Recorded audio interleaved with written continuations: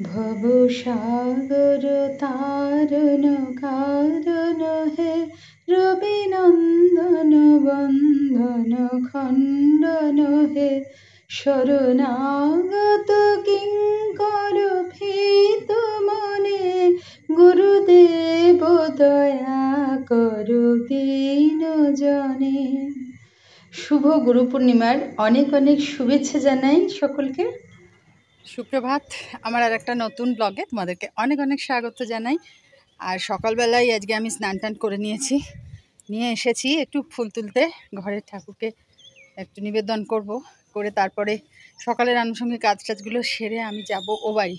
আজকে শেষদির বাড়ি নারায়ণ পুজো আছে, তো সেই জন্য একটু তাড়াতাড়ি সব কাজ সেরে নিচ্ছি। আর মানে বেরিয়েছে, মায়েরও স্নান টান হয়ে গেছে। ঠিক আছে, চলো আমিও সারাদিন চেষ্টা করছি তোমাদের সাথে সারাদিনটা একটু একটু করে শেয়ার করতে। আমি শেষদির বাড়ি চলে এসেছি, আর পুরোহিত দাদাও চলে এসেছেন, পুজো শুরু হয়ে গেছে। আমারই একটু সব দিক গুছিয়ে আসতে একটু দেরি হলো, এখন বাজে সকাল 10টা। আর এখানে দেখো, এই যে সিন্নির ওপরে কি সুন্দর ডেকোরেশনটা করেছে আমাদের নতুন বৌমা।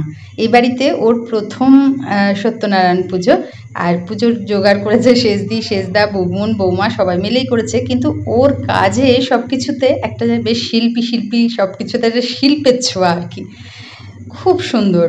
এমনি মিষ্টি মেয়ে, তেমনি তার হাতের কাজও খুব মিষ্টি।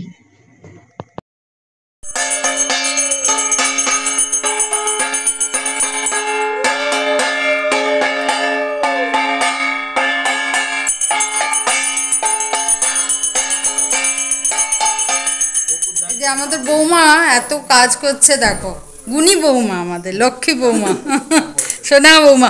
খুব সুন্দর সাজানো হয়েছে, এত সুন্দর লাগলো না, ওইটাই বলছি, খুব ভালো লাগলো। আজকে তোর রান্নার দায়িত্ব মানে নিয়েছিস আপাতত? বাহ, আরে খুবই ভালো। চলো, তো দাদা আসছে। ও হ্যাঁ, লক্ষ্মীকে। পুজো শেষে আমি বাড়ি চলে এসেছিলাম, কিন্তু তারপরে না আমি একটুও ক্যামেরা করতে পারিনি। আসলে কি বলতো, অনেকদিন বাদে রোদ এসেছে, অনেকগুলো জামা কাপড় ছিল সেগুলো মেলা, ঘরের কাজ, বাইরের কিছু কাজ ছিল সেগুলো সারা। এবার সন্ধ্যেবেলা একটু ক্যামেরাটা অন করলাম, ও বাবা, ঘরে এসেই দেখি যথারীতি এই যে কোকোকে নিয়ে মানাই। এতক্ষণ দস্যিপনা সমানে করে যাচ্ছিল, এটাটা না ওটাটা না করে নিজে হাঁপিয়ে আমাদেরকে হাঁপিয়ে দিয়ে এইবার এসে শুয়েছে একটু। পুরো বালিশ বানিয়ে নিয়েছে, দীপভাইকে নিয়ে ঘুমোচ্ছে। আর আমিও যাই এবার রান্নাবান্না সারি। আর সারাদিনটা মোটামুটি ভালোই কাটলো, বৃষ্টিটা হয়নি আজকে, অনেকগুলো জামা কাপড় শুকোতে পেরেছি, এটাই শান্তি।